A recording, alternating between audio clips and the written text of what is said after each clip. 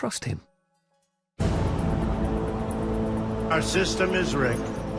Anyone who challenges their control is deemed a sexist, a racist, a xenophobe, and morally deformed. Conspiracy theories are at the heart of this American presidential election. This is a conspiracy against you, the American people. Since the Vietnam War and the Watergate scandal, many Americans have been deeply suspicious of their rulers. History is a set of lies agreed upon. The government rarely tells you the truth, and they never tell you the whole truth. Americans are always looking for the conspiracy behind the facts. We were really taught to do that in Vietnam.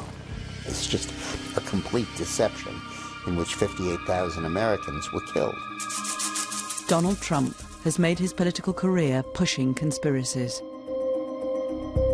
He's alleged that President Obama could be a foreign imposter. The people that went to school with him, they don't even know, they never saw him. They don't know who he is. Crazy.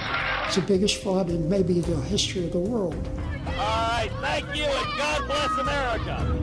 He suggested that the father of one of his rivals was linked to the assassination of JFK. There's a picture of him and crazy Lee Harvey Oswald. Ted Cruz's father linked to JFK assassination. What's wrong about that? This is nuts. Now he faces an opponent with her own scandal-ridden past. You delete 33,000 emails. Her instincts are to cover up, and the laws are for the little people. Not to mention the sins of her husband. I did not have sexual relations with that woman. Extraordinary personal and bitter attacks have defined this election. She was a total enabler. She would go after these women and destroy their lives. Donald thinks belittling women makes him bigger. In the face of so many conspiracies, what can American voters really believe? One thing I can promise you this. I will always tell you the truth.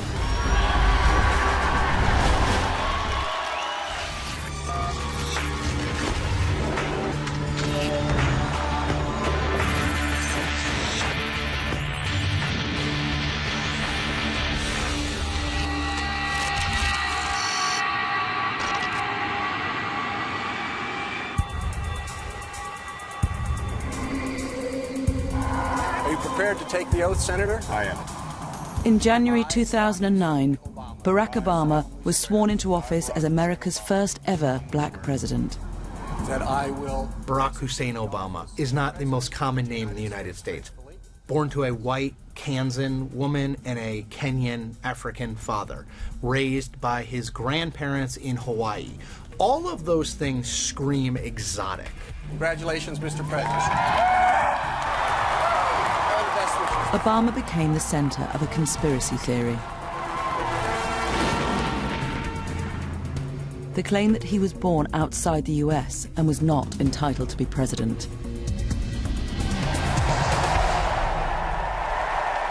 In 2011, the so-called birther conspiracy received a massive boost. Our current president came out of nowhere. The people that went to school with him, they don't even know, they never saw him. They don't know who he is. Crazy. He saw this as an opportunity, he plucked it. He used that to sort of pole vault himself into a tete-a-tete with the President of the United States. When we did polling in the spring of 2011, we saw that a great number of those people who felt that President Obama was not a real American went to Mr. Trump because he was very openly embracing this theory that legitimized it for those people. I think that Trump has an ability, because of his stature, because of his name identification, and the fact that he's so well known, to take issues that are not in the mainstream and inject them into the mainstream. In response, Obama called a White House press conference to put an end to the birthers conspiracy once and for all. We do not have time for this kind of silliness. We got better stuff to do. he released a copy of his full birth certificate, showing that he was born in the US state of Hawaii in 1961. I am really honored, frankly, to have played such a big role in hopefully getting rid of this issue. Always optimistic. Clearly, Donald Trump was driving Obama crazy.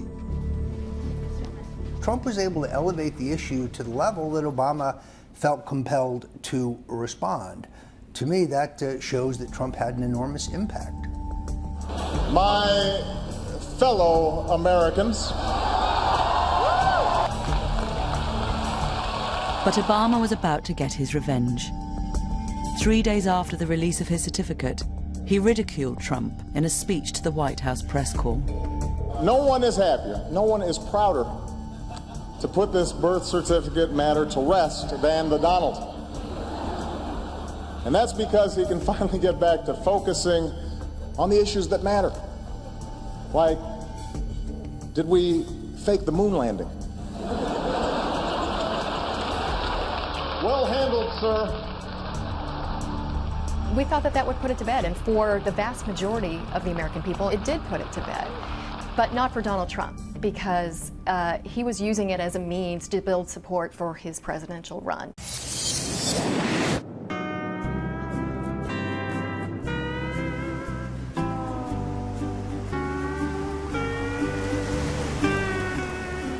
If Obama thought the release of his birth certificate would kill the conspiracy, he was about to get a shock.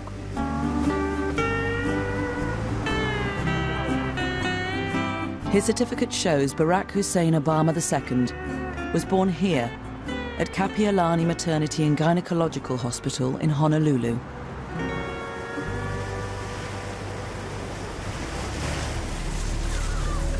But within days, it was labeled a fake.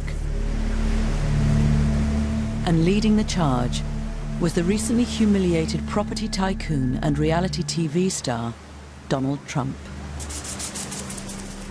He is a citizen. He produced that long-form birth certificate. Well, a lot of people don't agree with you, and a lot of people feel it wasn't a proper certificate.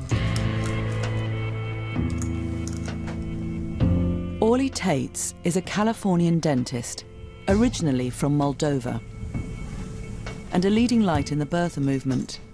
She believes she found a mistake in how Obama's father's race was recorded and thinks it indicates forgery. This is so bad. It's like it's done by a retarded 5-year-old.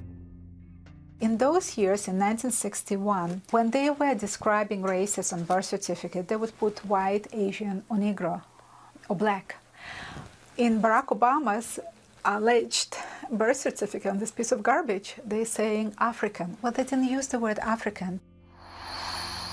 This is not linguistics of 1961 that was created today using the wording of today.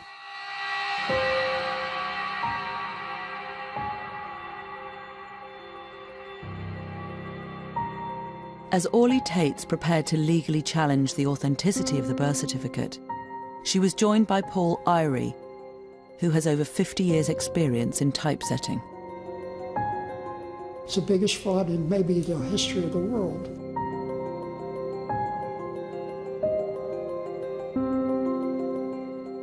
He says there is evidence that the certificate was forged on a computer.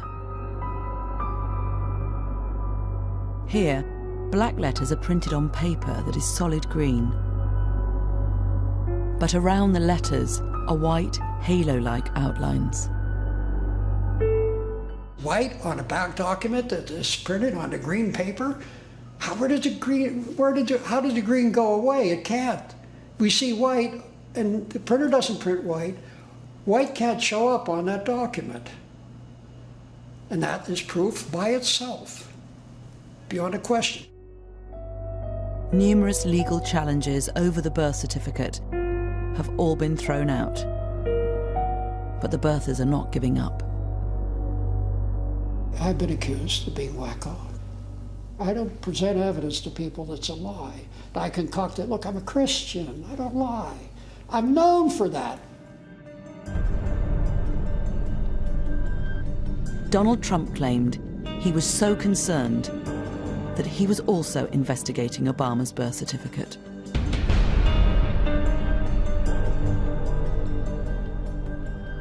Was it a birth certificate? You tell me. You know, some people say that was not his birth certificate. So maybe it was, maybe it wasn't.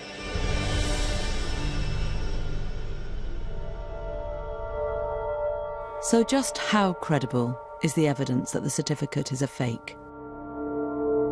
Ivan Zatkovich is a court-recognized technology witness who has forensically examined the halo effect. He separated the digital file released by the White House into 9 different layers. From this, he deduced it was a scan of the original birth certificate, produced using OCR, an optical character recognition program. One of the things that OCR software does to enhance the edges is to create contrast enhancement. Contrast enhancement has multiple effects. It will make the black text blacker.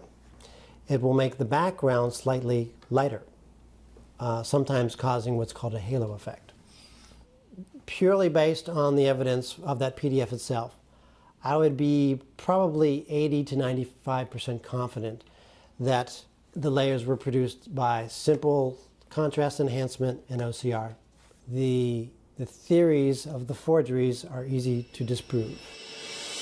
President Obama is the least transparent president in the history of this country. If he gives his passport applications and records, I will give to a charity of his choice a check immediately for $5 million. It doesn't matter whether you're black or white or Hispanic or Asian. Obama didn't take Trump up on his offer and went on to get re-elected in 2012. Gay or straight, you can make it here in America if you're willing to try.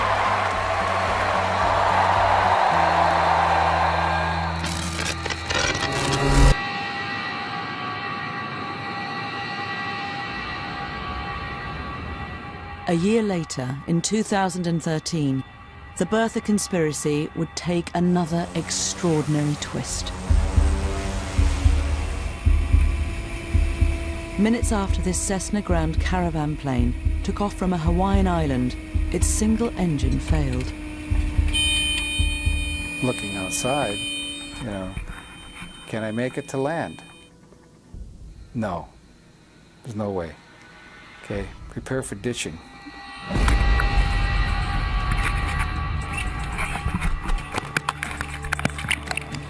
All 8 passengers and the pilot struggled to stay afloat for almost 2 hours before rescue. Everybody okay? Later, it was announced that 1 passenger had died.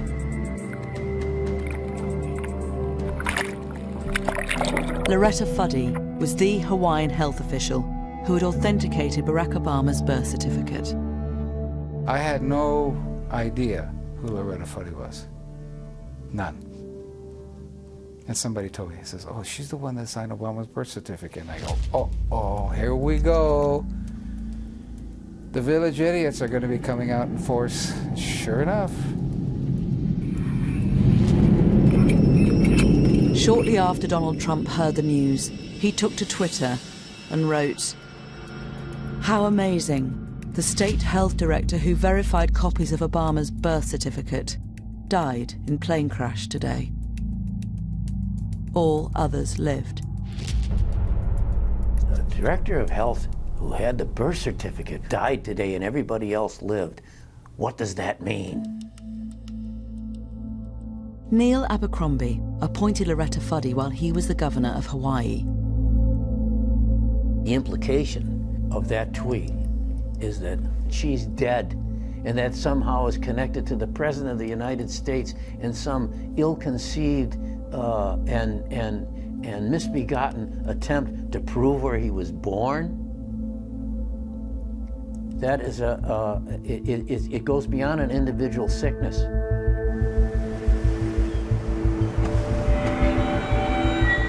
An allegation was made that Loretta Fuddy, as Director of Health, took a bribe to lie and say that Obama's birth certificate was authentic.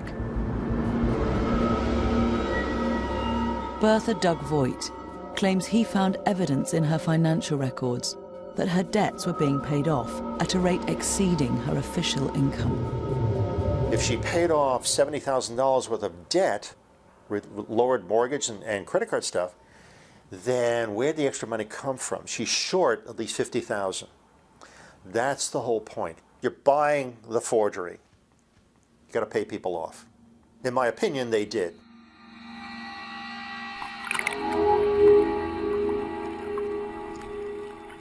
The timing of her death made Voigt suspicious, because the previous week he'd told a radio show what he thought he'd found out about her. 1 week she was dead after I did that interview. The last person on earth who would be involved in such a sordid affair, like taking money to forge a birth certificate, would be Loretta Fuddy. Is a sad commentary on the desperateness that some people have in them, the sickness that they have in them over the fact that a black man is president of the United States. Former Governor Abercrombie is a personal friend of Barack Obama. Voigt believes that Abercrombie masterminded the whole deception, and it was he who involved Loretta Fuddy in the plot. By bumping her off, they don't have that link to Abercrombie and the president. The big guys who paid for this conspiracy, they start killing off everybody below them who gets close, who could lead to them. That's what usually happens. That's what plausible deniability is all about.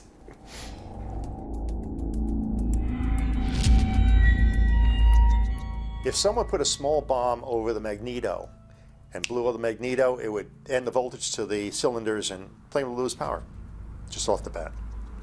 Just like that. So is there any credibility to the claim that the plane was sabotaged? Loretta Fuddy's family hired a lawyer to investigate the circumstances of her death.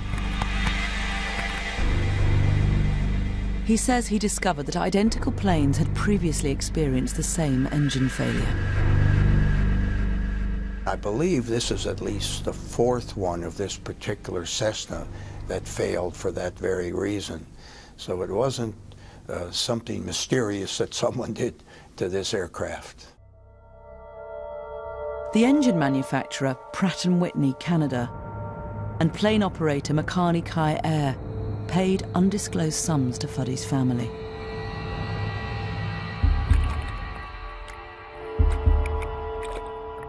Fuddy's autopsy revealed the cause of death was heart failure, as she struggled to stay afloat in the water. Her family's lawyer found no evidence of suspicious payments in her accounts. But these facts are not enough to persuade the most committed birthers. I don't believe them as far as I can throw them. Got the picture? It's like Churchill not believing a word that came out of Hitler's mouth. Same thing. Good analogy? Got it.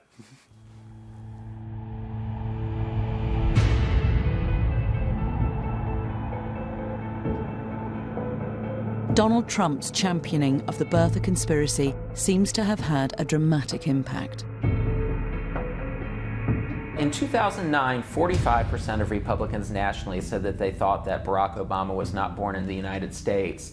Now, after Donald Trump has given this issue so much attention over the years, and his surrogates have, that number's up over 60%.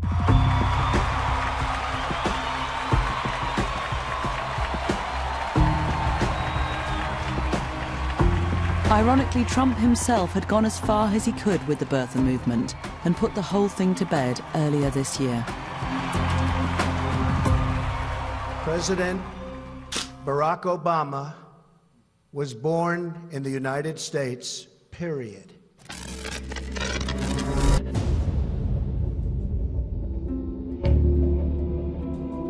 One event, more than any other in recent American history, has become a fertile breeding ground for conspiracy theories. Something has happened in the motor stage. Stand by, please. The assassination of President John F. Kennedy. The official investigation ruled that Lee Harvey Oswald was the killer, acting on his own. Many Americans have just never bought the story.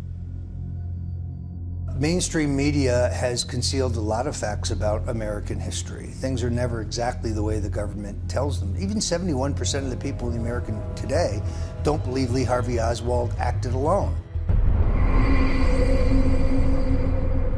And it's this belief that Donald Trump would exploit on his next step towards the White House.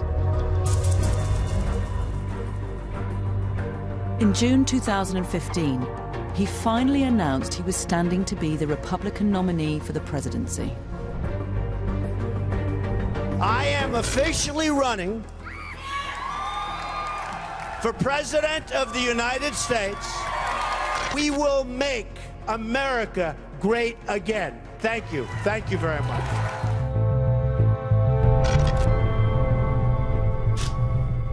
Trump's biggest challenger was Senator Ted Cruz from Texas. An evangelical Christian, an arch conservative, Cruz traded on his honesty and integrity.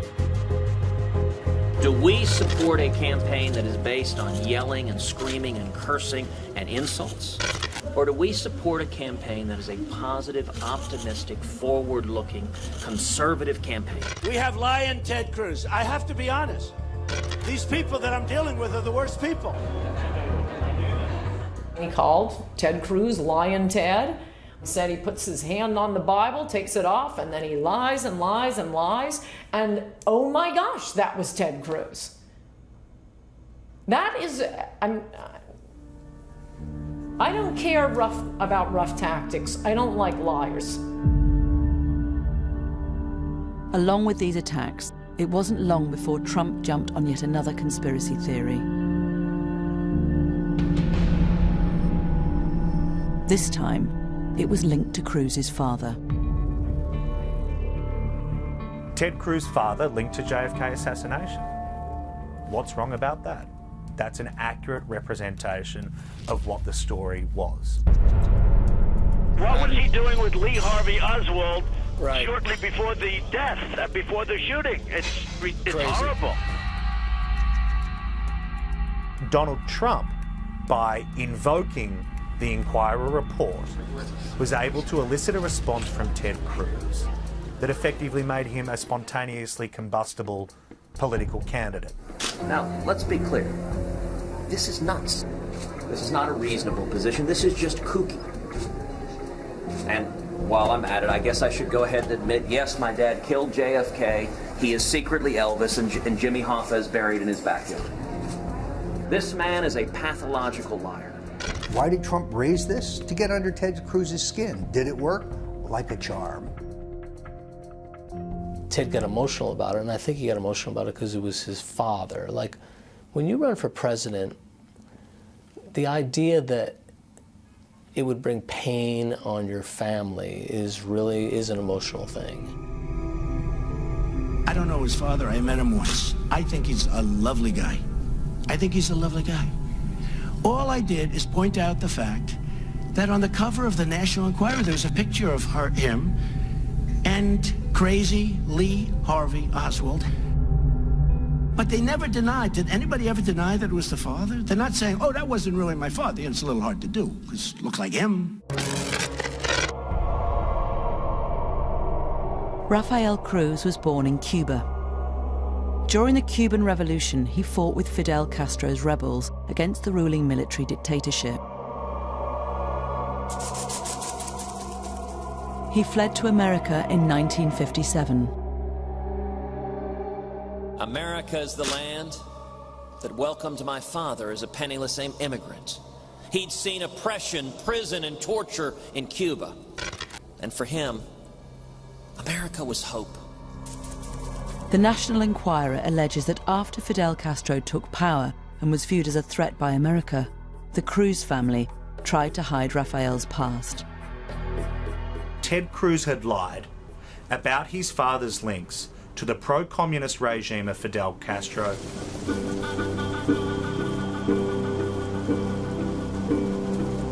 It was investigative journalist Wayne Madsen who first looked into Rafael Cruz's background in detail.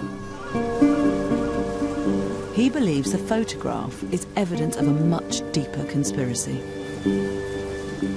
He identified the similarities between Rafael Cruz and the man beside JFK's killer.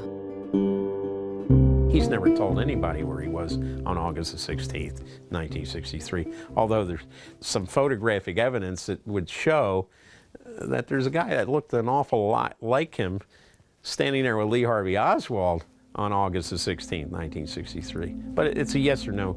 It's a simple question which he's never answered. After a return visit to Cuba, Rafael Cruz claimed he became disillusioned with Fidel Castro's brand of communism.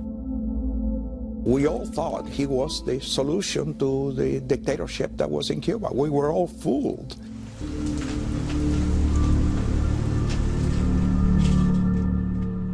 Madsen believes the CIA then recruited Rafael Cruz to spy on other Cubans in the southern states, suspected of being communists.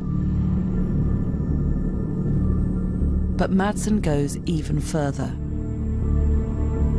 He also believes Lee Harvey Oswald was recruited and set up a bogus branch of the pro-Castro organization Fair Play for Cuba as a front for the CIA operation.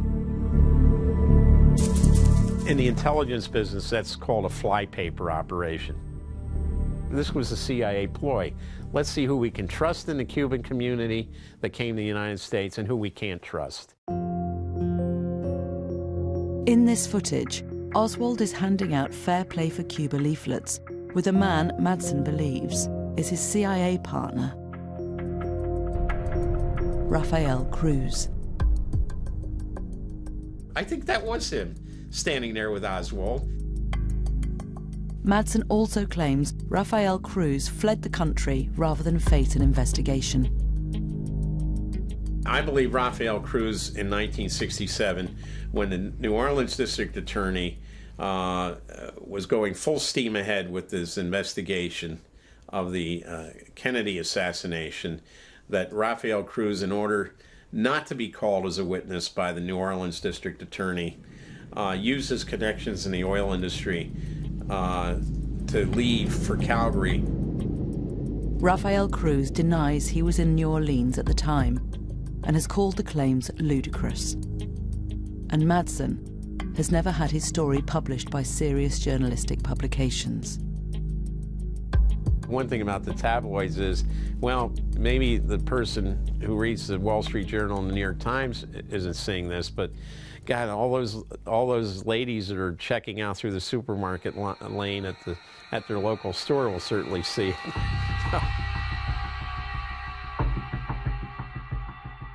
But is the evidence that Rafael Cruz was with JFK's killer credible? Garbage. Garbage. You know, I think that's the problem. It's easy to throw garbage into the middle of our national political conversation now in a way that it never was before. Even the National Enquirer couldn't be certain it was Rafael Cruz, despite their dramatic headline. In our article, we actually discounted the story to some extent. We said that there were some experts who said that they couldn't conclusively identify one way or the other if indeed the man in the photograph was Ted Cruz's father. 99% of their publication, it's all fabrication. I guess you could call it entertainment for the conspiracy-minded. There's just no evidence that Rafael was anywhere near Lee Harvey Oswald, so no, it's just bogus. But the damage was done. I've said that I would continue on as long as there was a viable path to victory. Tonight, I'm sorry to say, it appears that path has been foreclosed. I humbly and gratefully accept your nomination for the presidency of the United States.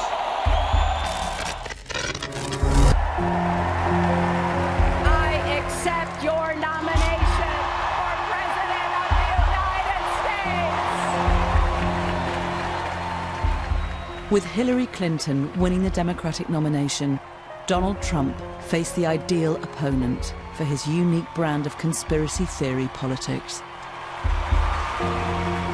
Between 55 and 65% of registered voters in this country do not believe the words honest and trustworthy apply to her. In any other election, that is a huge deal and a huge problem for a nominee. Why is it less of a big deal in this election? Because Donald Trump's numbers on honest and trustworthiness are even worse. And her husband Bill has been mired in more scandals than perhaps any other American president. From the outset, the Clintons were embroiled in controversy. Their property company, Whitewater, went bust, and their business partners were later jailed for fraud. Then there were accusations of cronyism after they sacked staff in the White House travel office, replacing them with friends and supporters. And the man responsible for handling these sensitive matters was Vincent Foster. The Clintons are more like a crime syndicate than they are a family. He was the keeper of all their secrets. He was their lawyer. 6 months into Bill Clinton's presidency, Foster was found dead with a gun in his hand, here in Fort Marcy Park, just outside Washington. And it is very important that his life not be judged simply by how it ended, because Vince Foster was a wonderful man. Rumors spread about the man who may have known too much about Whitewater and the Clintons' complex web of financial and real estate dealings. I believe he was murdered by persons unknown, for reasons unknown to me, and a cover-up ensued that was at bottom politically driven. 23 years after Foster's death, Donald Trump reinvigorated the conspiracy. A lot of people are very skeptical as to what happened and how he died. I know nothing about it. But again, if you people reveal something to me, I'll answer it the appropriate way. Donald Trump, it seems to me, understands that the people who believed in those theories, the Clinton haters, if you will, exist and were ready to be reactivated out there on the internet, and that by sending these signals to them, he would have a certain constituency. He's rallied that constituency.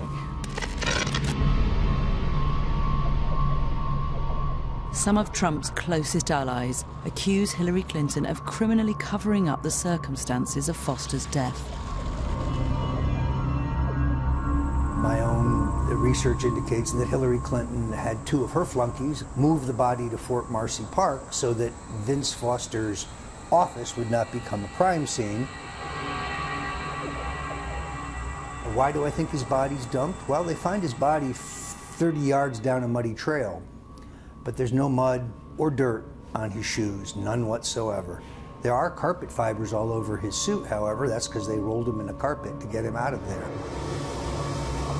Later, it is claimed secret papers were removed from Foster's White House office.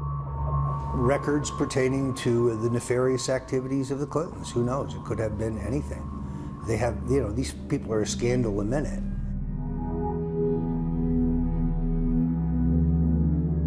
This suicide note has been the source of many claims that Foster's death is suspicious.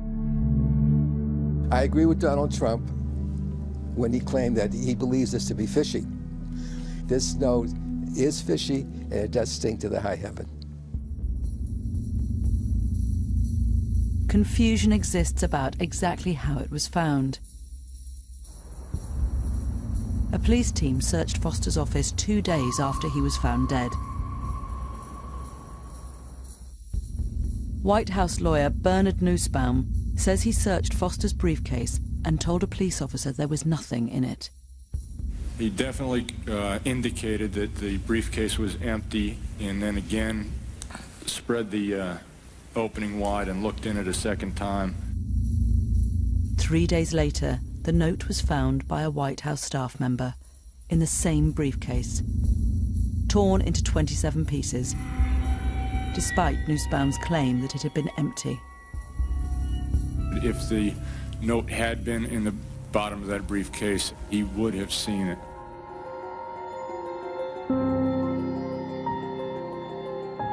Questions were now being asked about whether the note was genuine. Handwriting expert Ronald Rice examined a copy of it in 1995 for a political newsletter. The more I looked at it, the more I studied it, the more I slept on it, the more this, the more that. I just could not come to the conclusion that the note was in fact authentic.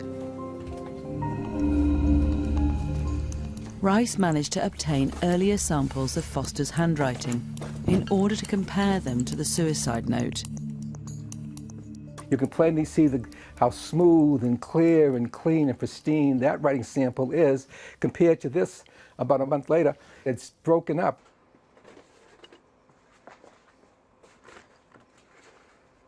We have two words which read Clinton, Clintons, plural. You can plainly see on the known Vincent Foster, capital C is different from the question capital C. The I in the N is quite different from the I in the N created in the question suicide note. The T is obvious. This is the known T. This is supposed to be the stem in the question document of Clinton. So we have in excess of 14 points of dissimilarity. Not similarity, dissimilarity. For Rice, this means only one thing: forgery. On a scale of 1 to 10, probably a 2, amateuristic, sloppy. I've seen better by kids.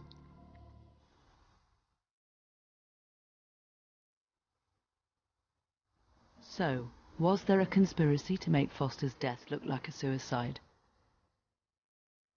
Official investigations found that Foster shot himself in the mouth, resulting in an exit wound in the back of his head. A clear indication of suicide.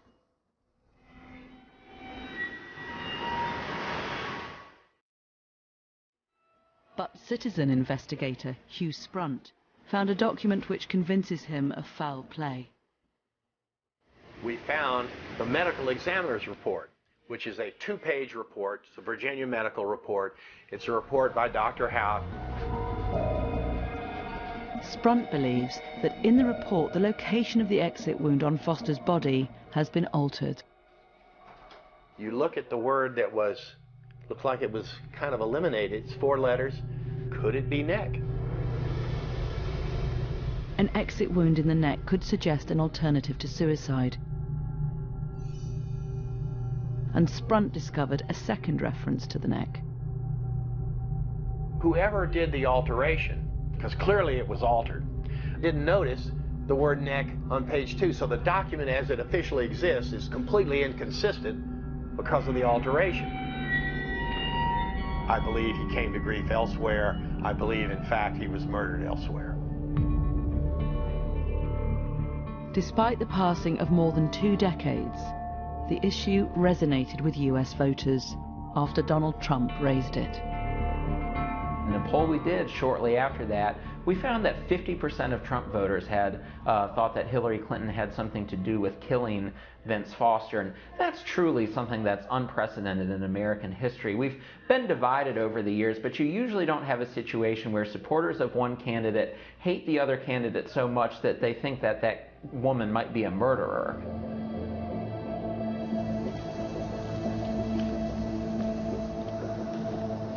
Dr. Donald Hout was the only medical examiner to inspect Foster's body in Fort Marcy Park. This is the first time he has returned to the scene since that day in 1993. There's one of the cannons. See it? See it?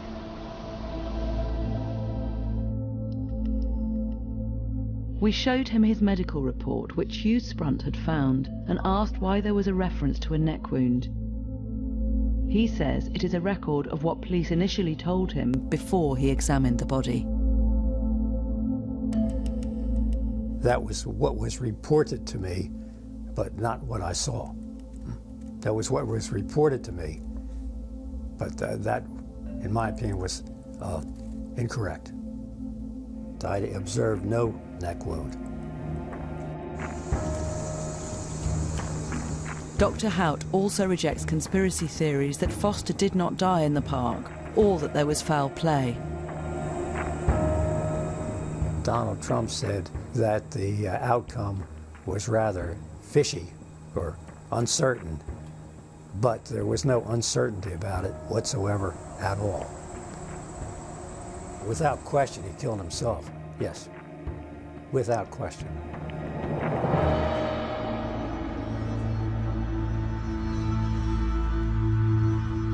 So, what about the suicide note?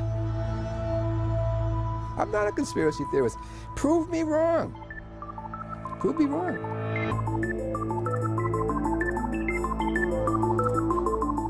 We asked another handwriting examiner to compare the same samples of Vincent Foster's earlier handwriting with the suicide note. It's not a forgery because there's too many similarities. I don't think anybody can recreate this baseline without knowing how he held a pen and the angle of the pen and where his fingers were held. And then that alone is hard enough to recreate. But to do it in the same words, it's not possible. I've never seen it done like that. I'm completely confident, and I would take an oath in a court, that the suicide note was performed by the same writer who wrote the known writings.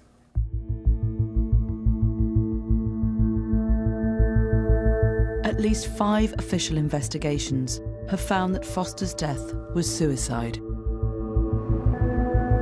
I remember very clearly the day he committed suicide. We all knew him. It was an awful, tragic day. The president gathered us to talk to us about it. They were clearly devastated. I think he was just a deeply troubled man who felt he'd let the White House down, and with tragic consequences. It's as simple as that. And it's a tragedy, and conspiracy theorists often have zero basis in fact, and this is one of them.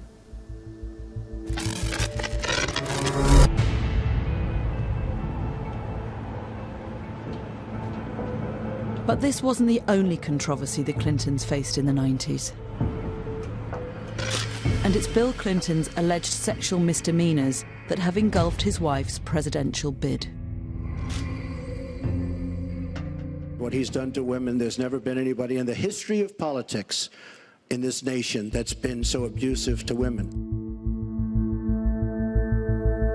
When Bill Clinton was governor of Arkansas and running for the White House in 1992, the first scandal involving relations with other women broke. A cabaret singer named Jennifer Flowers was outed in a tabloid magazine as Bill Clinton's lover. The Clintons decided to confront the scandal jointly in a TV interview. Bill Clinton's closest advisor at the time, Dick Morris, says he was consulted about tactics. Bill called me right before the interview, and he asked me, what do you think I should say? And I said, well, if I were you, I would say that you have caused pain in your marriage, and you regret that, and you want to be a better person. But Franklin Roosevelt was not always faithful to Eleanor, and Eisenhower was not always faithful to Mamie, and Kennedy was not always faithful to Jacqueline, and Lyndon Johnson was not always faithful to Lady Bird. And I prayed that I could be half as good a president as they were. And he said over the phone, he said, oh man, that's good, but if I said that, I'd have to find a new place to live. Now, I'm not sitting here as some little woman standing by my man like Tammy Wynette. I'm sitting here because I love him, and I respect him, and I honor what he's been through and what we've been through together. And you know, if that's not enough for people, then heck, don't vote for him. The next day, Gennifer Flowers held her own press conference. Yes, I was Bill Clinton's lover for 12 years. First woman to come forward became a client of mine, Gennifer Flowers. And for the past 2 years, I have lied to the press about our relationship to protect him. And she told the media that she had had this relationship with Bill Clinton. She had an audio recording of him calling her, saying, "Be quiet about this." Judge for yourself if this is the way a man talks to a woman who is just a friendly acquaintance. If they ever hit you with it, just say no and go on. There's nothing I can do. Raise your right hand and repeat after me. Nevertheless, Bill Clinton was elected president later that year. So help me God. Congratulations. But another sex scandal followed. In 1998, a White House intern called Monica Lewinsky claimed that the president had engaged in sexual activity with her in the Oval Office. True to form, Bill Clinton went into denial mode. I did not have sexual relations with that woman, Miss Lewinsky. It took us a year to prove that the conspiracy theories about Bill Clinton and Monica Lewinsky were true. Luckily, she kept the dress. But you have to prove the scandals of Democrats with DNA. Indeed, I did have a relationship with Miss Lewinsky that was not appropriate. Other women came forward to allege affairs with Bill Clinton. But allegations were also circulating that Hillary Clinton had enabled her husband's behavior by trying to silence women who came forward. This is Hillary's modus operandi. It's not that she's an enabler. She's, frankly, a criminal that tries to obstruct justice and keep people from talking. One of Bill Clinton's closest advisors at the time, Dick Morris, claims he was told about what was going on. Bill's chief of staff and Hillary's close friend sat down with Bill and got a list of all of the women he was involved with. And she told me it was certainly more than a dozen.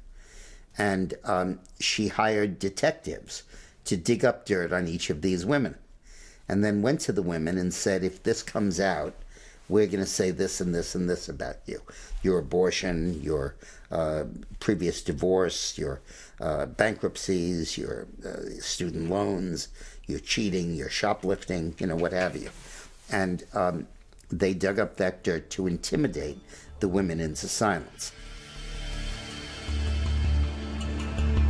While the Clinton camp denies these allegations and dismisses them as conspiracy theories, Donald Trump has pushed them relentlessly. And she was a total enabler. She would go after these women and destroy their lives. Hillary hurt many women, the women that he abused. Trying to make it like Hillary was somehow in any way condoning of this behavior is just reprehensible and disgusting, and I don't think it's going to work. The problems that Hillary and Bill have had during their marriage's infidelities are well known, and to charge her as being an enabler is just a debased, a false attack that I think will backfire on Donald Trump. This narrative has never been fully exposed in the mainstream media, but it's fair game. If Hillary Clinton wants to call Donald Trump a misogynist, she's opening the door to an examination of her own conduct.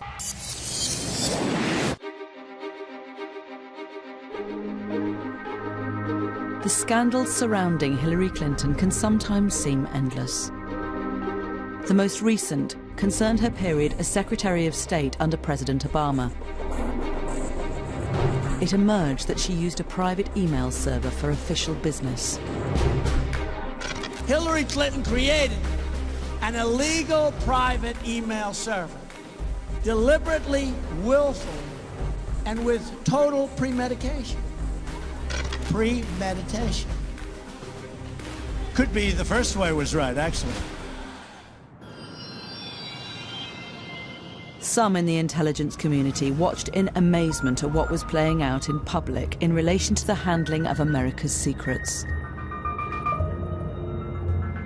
The fact that someone who was the Secretary of State had, in this instance, the bad judgment to set it up this way and the even worse judgment to try to attempt to defend it. I did not email any classified material to anyone on my email. There is no classified material. Following a subpoena for work-related emails, Hillary Clinton's team deleted over 33,000, claiming they were personal.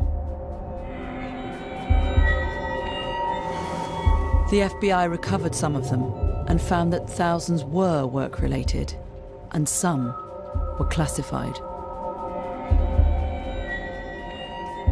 From an additional 30,000 emails that she did hand over, the FBI found 110 of them were also classified. And here now you have Secretary Clinton saying there was no classified. And after it was pointed out that, well, that is classified, then the claim became, well, they weren't classified at the time the emails were sent.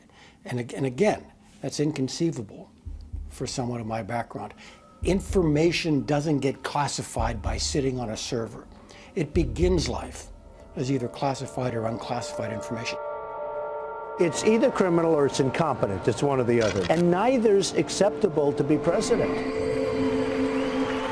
I would lose respect for a whole bunch of intelligence organizations around the planet if they had not had full access to that server and were not, as we speak, thumbing through all the emails that were available.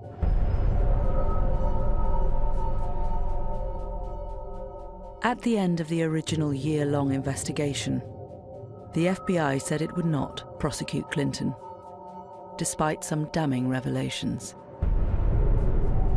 There is evidence that they were extremely careless in their handling of very sensitive, highly classified information. We found no evidence that any of the additional work-related emails were intentionally deleted in an effort to conceal them in some way.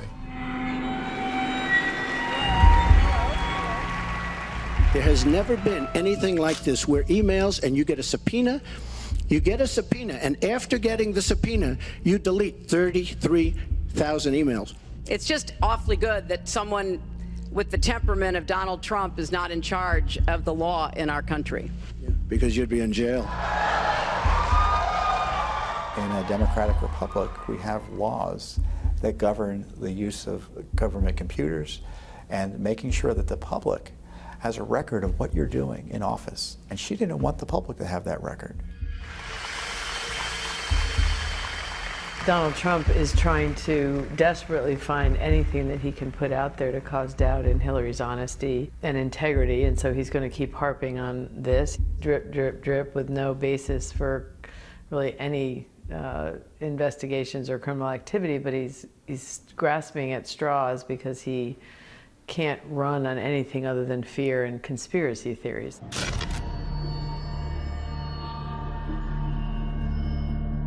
The FBI's decision is outrageous. This is elite deviance. This proves yet again that there are some people in the country so powerful, so connected, so wired, that the law just doesn't apply for them. The Clintons have skated on this basis for a long time. When Hillary Clinton complains about conspiracy theories, it's usually because she doesn't like the idea that people are talking about her misconduct, and she tries to label it as a conspiracy theory to keep people away from talking about it. Mrs. Clinton has a record of corruption. That's not a conspiracy theory. But just 11 days before the election, the FBI announced it was reopening the investigation. And some in the Clinton camp now allege a conspiracy against them. She's complaining about how the timing is political and it's all out about her election. The timing is a result of her efforts to cover it up and the State Department's efforts to enable it. And these records should have been released years ago. But despite his relentless attacks on Hillary Clinton, Donald Trump has not had everything his own way. An increasingly hostile media has dug up a huge amount of dirt on him. I did try and fuck her. She was married. It's huge news. I moved on her like a bitch, but I couldn't get there, and she was married. This was locker room talk. I'm not proud of it. Since the recording was leaked, more than 10 women have publicly accused Donald Trump of sexual assault. But according to Trump, he himself has now become the victim of a conspiracy. These attacks are orchestrated by the Clintons and their media allies. The only thing Hillary Clinton has going for herself is the press. Without the press, she is absolutely zero. The media, they need to say something other than racist Hitler, in order to attack Donald Trump. But, oh, Hillary, isn't she great? She's a girl doing all this. It's amazing. It's amazing. She's doing it backwards and in heels. And our system is rigged. Anyone in control is deemed a sexist, a racist, a xenophobe, and morally deformed.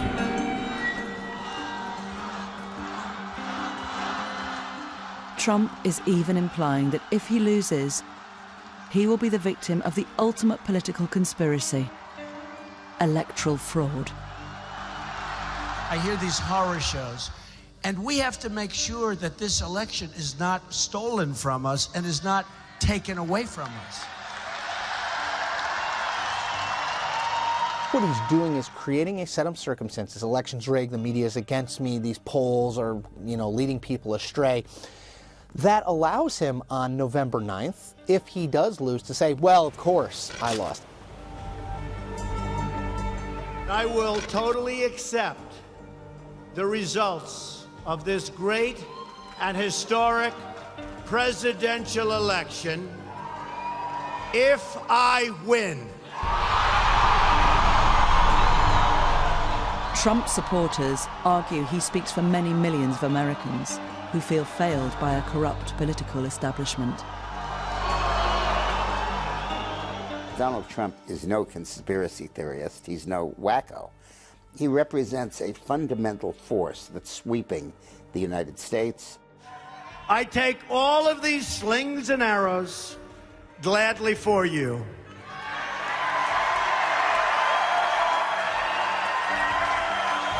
He's not an ideologue. He's not a reactionary. Certainly isn't a racist. But he's certainly not out of charm school. I think you have a responsibility when you're the major party's nominee, when you're this much in the public eye, when you're pushing out these crazy conspiracy theories and no facts to back them up, that's dangerous. Let's be very clear. The Clintons are not just facing defeat, they're facing prison, prosecution and prison. And therefore, it's all or nothing for them. I think they'll do anything necessary to win this election, including cheating. He refused to say that he would respect the results of this election, and that is a threat to democracy. This is a conspiracy against you, the American people, and we cannot let this happen or continue.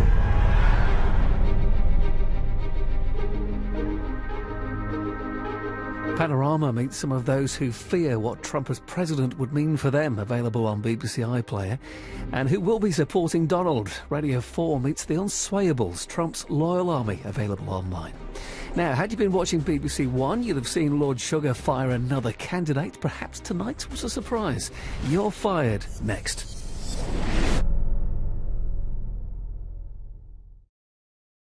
How diverse is that place? How representative are our representatives? Whether or not here will have an equal chance as his white counterpart to succeed in Britain is really what this programme's all about.